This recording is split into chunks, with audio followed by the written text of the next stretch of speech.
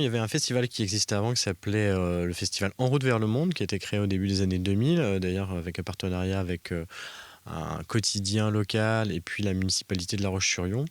Et en 2010 a été décidé de changer ce festival qui était plutôt un festival à thème autour du voyage et qui est devenu un festival généraliste, donc il s'appelle maintenant le Festival international du film de La Roche-sur-Yon et qui est donc un festival qui n'a plus de contraintes de genre, de durée, de nationalité.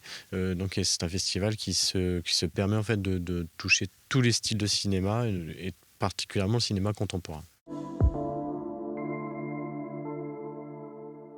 On va du cinéma de genre, on peut aller à un film d'horreur, à un documentaire, à des films d'auteur et à des films grand public. Et ça, c'est très important pour nous, pour montrer cette diversité du cinéma, puisque c'est ça le cinéma, c'est cette richesse-là, et que ça permet de toucher la sensibilité de chacun.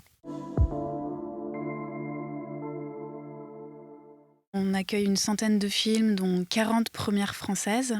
Des films qui ont été déjà repérés dans des festivals internationaux et qui ont été primés, comme Madres Paralelas de Pedro Almodóvar, avec Penélope Cruz qui a reçu le prix de la meilleure actrice au dernier festival de Venise.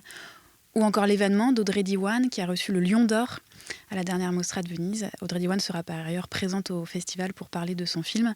On accueille cette année l'actrice Adèle Exarchopoulos qui a reçu la Palme d'Or de la meilleure actrice pour son rôle dans La vie d'Adèle d'Abdelatif Kechiche en 2013. Donc on est extrêmement heureux qu'elle nous fasse l'honneur de sa présence. Elle viendra le 12 octobre pour une rencontre avec le public. Et à cette occasion, nous présenterons Rien à foutre d'Emmanuel Mar et Julie Lecoustre, son dernier film en tant qu'actrice qui a été présenté cette année à Cannes, dans lequel elle tient le rôle principal. Et le film sera également présenté en présence des réalisateurs. On recevra également l'actrice Judith Chamla, qui est également chanteuse et comédienne, et qui présentera pour sa première mondiale son premier film en tant que réalisatrice, Les Enfants de Bohème, avec notamment Yolande Moreau. On peut également parler de la rencontre avec Olivier Afonso. Et à cette occasion, Olivier Afonso reviendra sur son parcours en tant que créateur d'effets spéciaux. On lui doit notamment La Mouche dans Mandibule de Quentin Dupieux, mais c'est aussi lui qui a œuvré auprès de Julia Ducournau pour les effets spéciaux de Titane, qui a donc remporté cette année la Palme d'Or au Festival de Cannes. Voilà, donc c'était un petit peu aussi une façon d'honorer ce métier, ce travail qui est souvent un petit peu la part cachée des métiers du cinéma.